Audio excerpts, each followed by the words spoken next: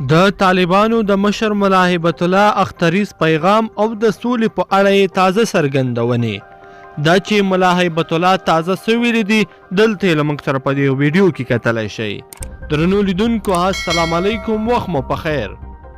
ملا هیبت الله وایي یو شمېر کړۍ د شخصي ګټو په پار د سولې په لار کې خنډونه رامنځته کوي.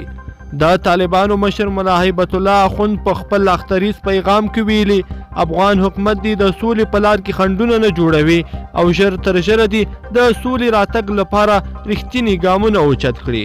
د طالبانو له لوري په خپره شوې اعلامیه کې ویل شوي طالبانو د سولې په برخه کې خپل مسؤلیت ترسره کړی او له امریکا سره مشخصه هوکړه لاسلیک کړې چې تر دا مهاله ښه تطبیق شوې ده.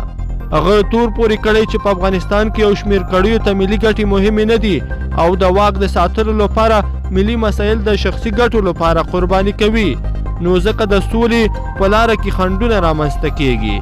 نوموړي په حکومت غږ کړی چې بندیان آزاد کړي، ملي ګټې دې په پام کې ونیسي او د سولې رامنځته شوي فرصت څخه دې ګټه واخلي او په دې برخه کې د عملي ګامونه پورته کړي. په پیغام کې دغه راز د بهرنیو ځواکونو په اړه ویل شوي چې امریکایان له افغانستان څخه د وتلو په حال کې دي، نو دوی تیار دي چې د سیمې له هیوادونو سره ښې اړیکې رامنځته کړي.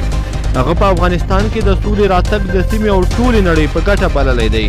د طالبانو مشر د امریکا او دوی ترمنځ شوي هوکړې ته په اشارې سره ویلي چې ستونزې باید جوړې نه شي بلکې د ستونزو په هواري کار وشي.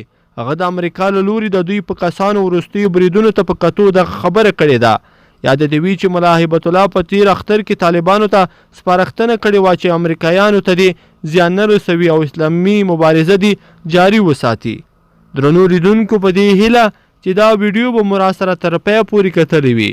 که مو دا ویډیو خوښه شوې ویډیو لایک کړئ، د سره او چینل هم سبسکرایب کړئ.